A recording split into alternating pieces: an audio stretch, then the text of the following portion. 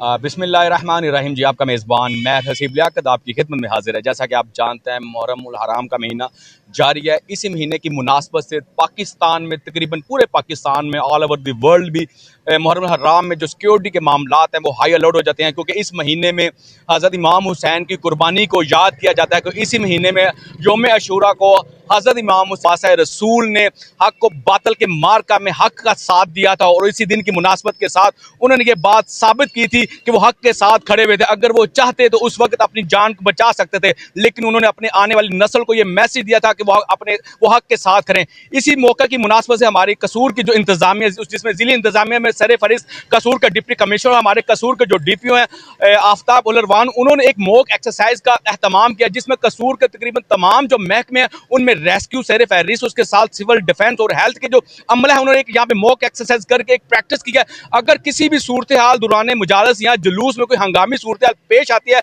उस सूरत हाल से निपटने के लिए उनके क्या क्या इकदाम होंगे, उन्होंने एक मॉक एक्सरसाइज करके डिप्टी कमिश्नर कसूर की मौजूदगी में, DPO कसूर की मौजूदगी में, रेस्क्यू 002 ने एक पूरा मॉक एक्सरसाइज में दौरान हंगामी सूरत हाल को निपट के एक ऑपरेशन किया, ताकि कोई भी ऐसी सूरत हाल हो उसको कैसे निपटा जा सके। इस तरह की जो एक्सरसाइज है, ये प्रैक्टिस बहुत जरूरी है, क्योंकि हमारे जो महकमा जात है वो इसमें इस तरह की प्रैक्टिस करेंगे तो हंगामी सूरत हाल को अच्छे तरीके से मैनेज उसको डील किया जा सकता है। इसके साथ साथ मैं आपको ये बताता चलूँ, इस महीने में बहुत से और भी माँ हज़रत उम्र फारूक को भी शहादत नसीब हुई। तो इसके साथ साथ मैं बताता चलूँ, इस महीने में अगर रमज़ान के रोज़ों के बाद अगर रोज़े रखने की फजीलत है तो इसी महीने की में ज़्यादा फजीलत। और इसके साथ साथ अगर मैं आपको बताता चलूँ, हज़रत मूसा अलैहिस्सलाम भी फ़िरौन की कैद से भी इसी महीने में आज़ाद हुए। तो अल्लाह के इस्लाम के 4 मुअज़्ज़ज़ महीने, उनमें से एक महीना मुहर्रम हराम का भी है। तो इसी महीने के अंदर बहुत सी चीज़ें रूनुमा हुई थी, जिसकी मुनासबत से इस महीने में कुरान की तलावत करना, जिक्र इज़कार करना और अपनी इस्तात के मुताबिक लंगर न्याज करना भी मुसलमानों के लिए बहुत ज़रूरी है, ताकि वो अपनी कैपेसिटी के मुताबिक इस महीने में ज़्यादा से ज़्यादा न्याज तकसीम करें, ताकि लोगों को पता चले जो हमारे इमाम